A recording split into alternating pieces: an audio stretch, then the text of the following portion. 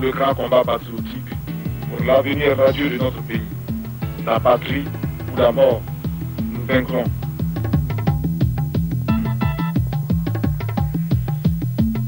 Notre révolution signifie également donner à boire au peuple. Et nous avons réalisé des forages de puits partout à travers le territoire. Nous avons également réalisé des barrages. Ces barrages ne sont pas très grands. N'allez pas penser que nous avons réalisé des barrages gigantesques dans le genre du barrage d'Assouan en Égypte. C'est trop grand pour nous. Mais c'est de tout petits barrages que les populations ont réussi à construire elles-mêmes, souvent en chargeant sur la tête les blocs de pierre, parce que nous n'avons pas de brouettes, nous n'avons pas de camions pour le faire. Et nous avons dû creuser à la main parce que nous n'avons pas de bulldozer, nous n'avons pas les machines, les caterpillars. Le sacrifice. Et ce sacrifice commence d'abord par les dirigeants eux-mêmes.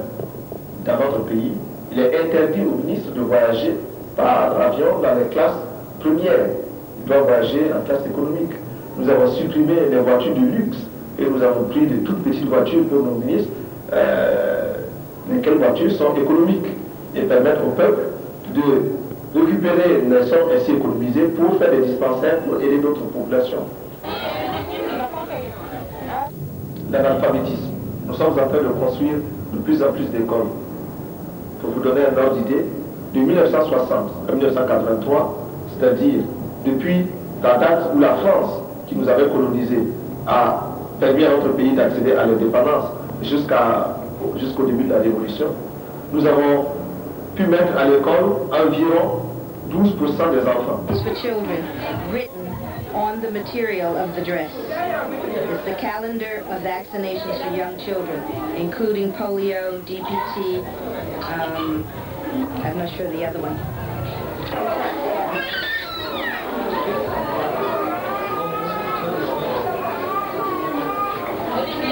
Nous avons construit beaucoup de dispensaires. Nous avons vacciné les enfants contre les principales maladies, 4 principales maladies des enfants. Et cette vaccination a été un si grand succès que même les pays qui sont autour de nous ont fait vacciner leurs propres enfants. Les pays qui sont voisins du Burkina Faso. Et cela, c'est appelé opération commando. Le terme est militaire, mais il signifie que nous avons voulu, en un temps très rapide, avec des moyens très limités, faire de grandes choses. Opération commando. Et cette vaccination commando a été un très grand succès. Nous avons vacciné des millions et des millions d'enfants à très peu de frais. Nous encourageons l'aide qui nous aide à nous passer de l'aide. Mais en général, la politique d'assistance et d'aide n'a abouti qu'à nous désorganiser, à nous asservir et à nous déresponsabiliser. Nous avons choisi de risquer de nouvelles voies pour être plus heureux, rejetant de manière abrupte et définitive toutes sortes de dictats extérieurs pour créer ainsi les conditions d'une dignité à la hauteur de nos ambitions. Refuser l'état de survie, desserrer les pressions, libérer nos campagnes de l'immobilisme moyen enjeu ou d'une répression, démocratiser notre société, ouvrir les esprits sur un univers de responsabilité collective pour oser inventer l'avenir. Thomas Sankara est arrivé dans un paysage politique qui stagnait.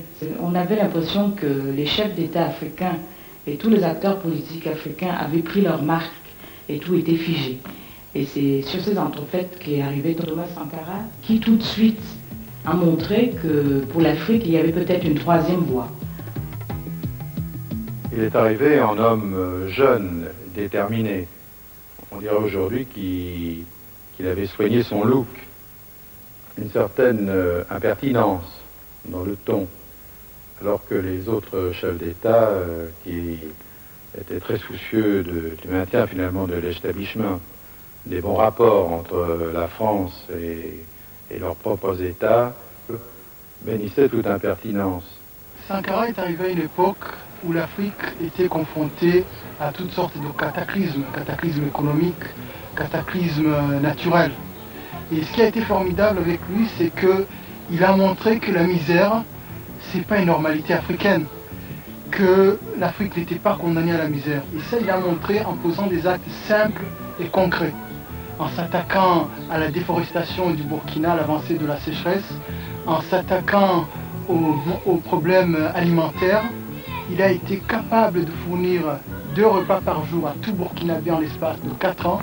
Et ça, c'était formidable pour toute l'Afrique. Ça prenait à contre-courant toute cette ambiance d'afro-pessimisme. Ce qui était fascinant et émouvant dans l'expérience de Thomas Sankara et du Burkina Faso, c'était cette volonté de s'arracher au colonialisme, de mettre en pratique un programme de développement autonome, de faire appel à la participation effective des habitants du pays, de réhabiliter aussi la fierté nationale, la fierté d'appartenance à une culture. Je dirais qu'il était exactement tout ce qui manquait à l'Afrique. Ce courage, où on avait l'impression qu'il n'y avait plus rien à faire et que les gens s'étaient accommodés à leur sort. Il représentait aussi une jeunesse tout à fait pleine d'espoir par rapport aux vieux dinosaures qui hantent toujours le paysage politique africain. Et troisièmement, il apportait la dimension morale qui nous manquait, c'est-à-dire que l'image qu'on avait des dirigeants africains était celle de personnes corrompues et dont il n'y avait rien à tirer. Puis il est arrivé, il a montré à tous qu'on pouvait être fier, digne, se mettre au service d'une nation sans se remplir les poches. Le territoire libre d'Afrique, dénommé Haute-Volta, s'appelle désormais le Burkina Faso.